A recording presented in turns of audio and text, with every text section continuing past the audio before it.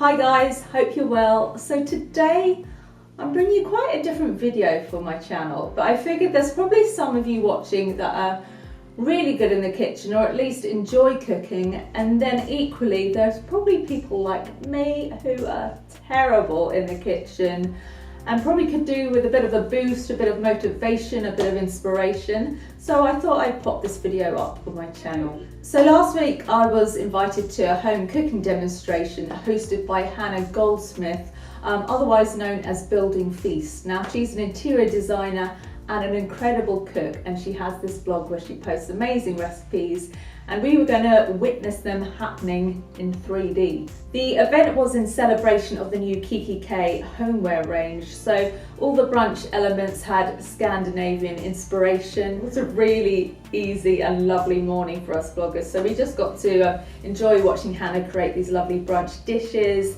have a good old natter, and then consume all the food at a very fast rate. And all of the food was placed or contained by the new Kikki.K homeware range, which is really adorable. It's all very clean and fresh looking, but with really sweet details like these metallic nature inspired designs here. I didn't capture footage of all the processes when it came to the recipes, but I figured I got enough to make a video out of it. So with my voiceover of the recipe combined with the images I did get, I think you should be able to follow it and create your own examples of each dish. If you do struggle, then I've got the recipes on my blog, and also head to Building Feast blog where she has those recipes and many more. Let's get going.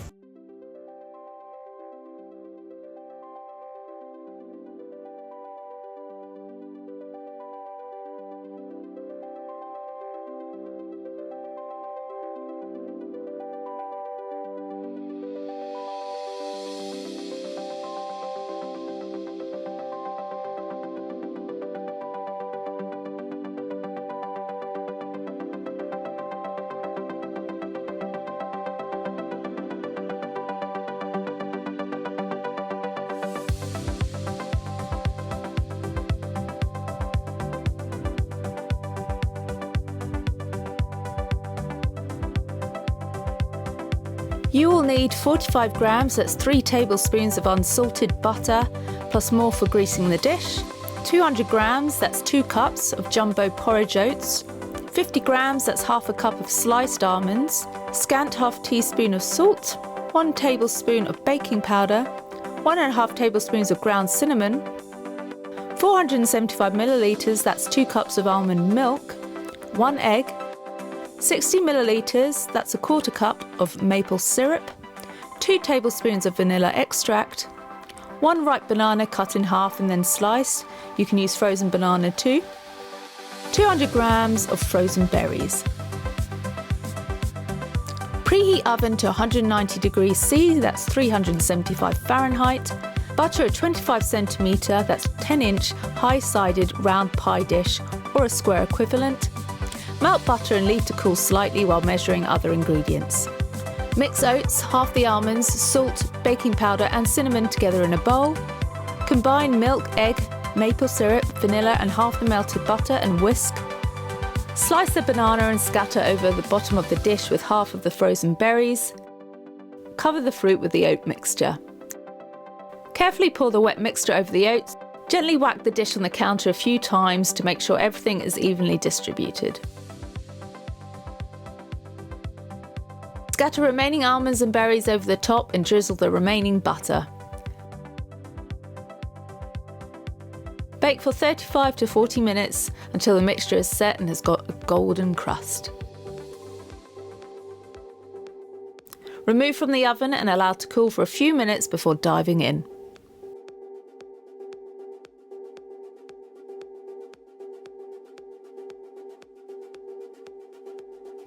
Feel free to drizzle with a little more syrup or with a dollop of plain yogurt.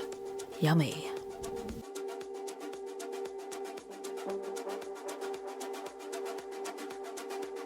You will need a 1.5 kilogram side of salmon, 1.5 tablespoons of black peppercorns, 1 tablespoon of coriander seeds or juniper berries, 100 grams of granulated sugar, 75 grams of Maldon salt, 2 to 3 tablespoons of aquavit or gin, optional, 100 grams of dill plus 6 extra dill sprigs.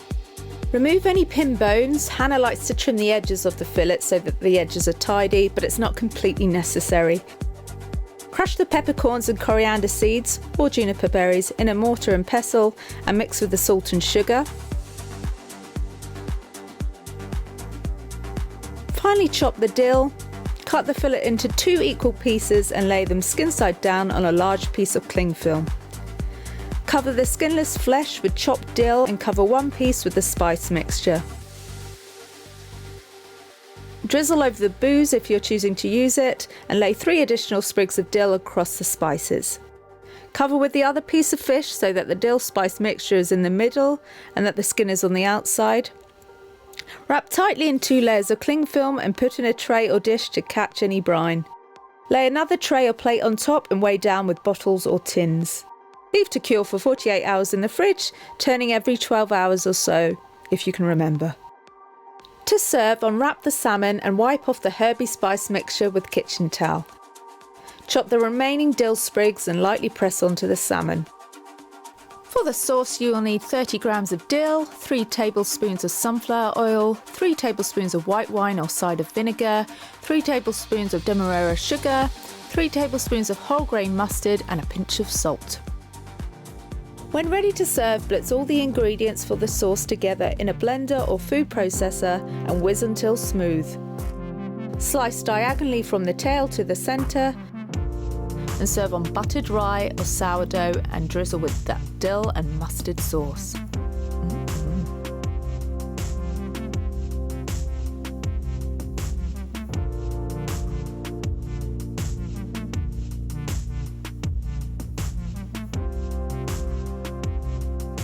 You'll need 150 grams of unsalted butter, 330 grams, that's 1.5 cups of caster sugar, 3 large eggs, 1.5 teaspoons of cardamom seeds, crushed from about 15 to 20 pods, 250 grams, that's 2.25 cups of plain flour, 1 teaspoon of bicarbonate of soda, 1 teaspoon of baking powder, 3/4 teaspoons of salt, 300 millilitres, that's 1.5 cups of soured cream. Preheat the oven to 180 degrees C, that's 350 Fahrenheit. Liberally grease your tin and dust with flour. Beat the butter and sugar together in a stand mixer with a paddle attachment for 3 to 5 minutes on high until pale and fluffy. Add eggs one at a time, waiting until each is fully incorporated before adding the next and scraping down between each addition. Beat another 2 to 3 minutes.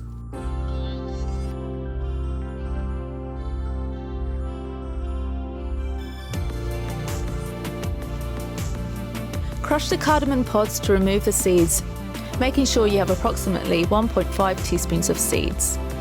You can use more if you like. Crush seeds in a mortar and pestle.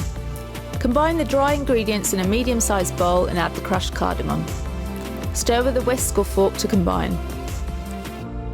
Add the sour cream to the butter and sugar mixture. Don't worry if the batter appears to split, it will come back together again with the dry ingredients. Add the flour mixture and mix until just combined. Pour the batter into the prepared tin and bake in the lower third of the oven for 35 to 40 minutes, or until the skewer comes out clean when you test the cake. Leave to cool in the tin for 15 to 20 minutes, and then invert onto a rack to cool completely. Dust the top with icing sugar and serve.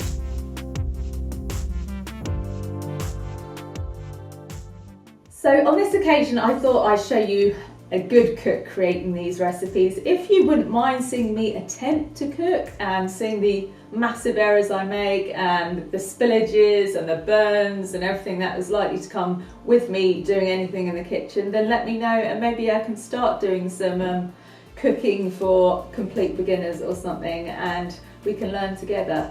If there's something you're interested in, let me know. Otherwise, I'll maybe just feature people that do know how to cook on my channel and that could be a new series as well. So let me know as always and thanks for watching. See you in the next one.